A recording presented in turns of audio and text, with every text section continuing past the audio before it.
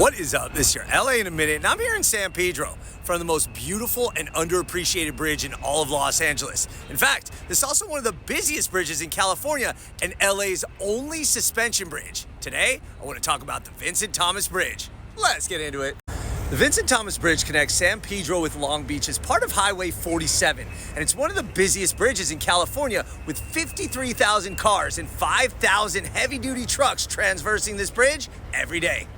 Completed in 1963, this is basically LA's Golden Gate Bridge and one of the 4 longest suspension bridges in California. It's 1,500 feet long, 365 feet high, and 52 feet wide.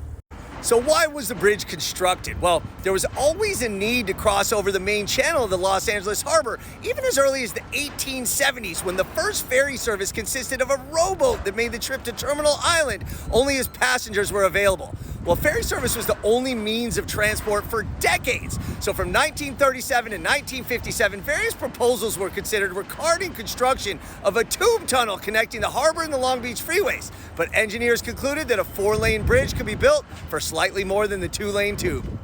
So who is the bridge's namesake, Vincent Thomas? Well, Vincent Thomas is a San Pedro native who was an orphan who grew up on the streets and wharves and went on to become a state assemblyman who at the time was the longest tenured state assemblyman in California history. Most importantly, he spent 19 years beginning in 1940 arguing for the 16 different pieces of legislation that were necessary for the bridge's construction. Wow. It was built as a conduit to cross the Los Angeles harbor and link San Pedro with Terminal Island. It's also the only suspension bridge in the greater Los Angeles area.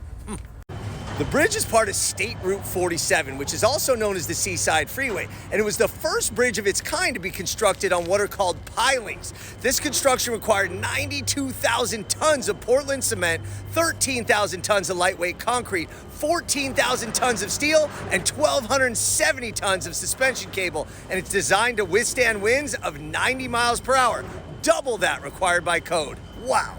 So the bridge has been in use for more than 60 years, but the concrete deck is deteriorating due to the number of heavy vehicles that use it daily and the marine environment that it crosses. As such, Caltrans has announced that the Vincent Thomas Bridge will be closed for almost 2 years for critical deck replacements. That construction project is slated to be 16 months, and it's going to replace the bridge's aging and deteriorating deck, and it'll begin in late 2025 or early 2026. The deck replacement will ensure that LA's official welcoming monument remains structurally sound for continued use for decades to come. So what color is the Vincent Thomas Bridge? I always call it teal, and it's been described as green. Well, technically it's incandescent green, and it's actually been transformed into federal color number 595B. To really appreciate the Vincent Thomas Bridge, you got to see it during the day and at night when it's all lit up.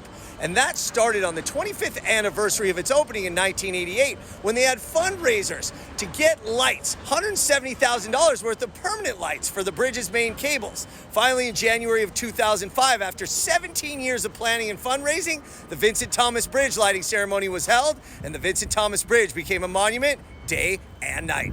So not only is the Vincent Thomas Bridge one of the busiest bridges in Los Angeles and the only suspension bridge in all of greater LA, it's also a beautiful landmark to the city of San Pedro and all of Los Angeles. All right, LA, it's been a minute.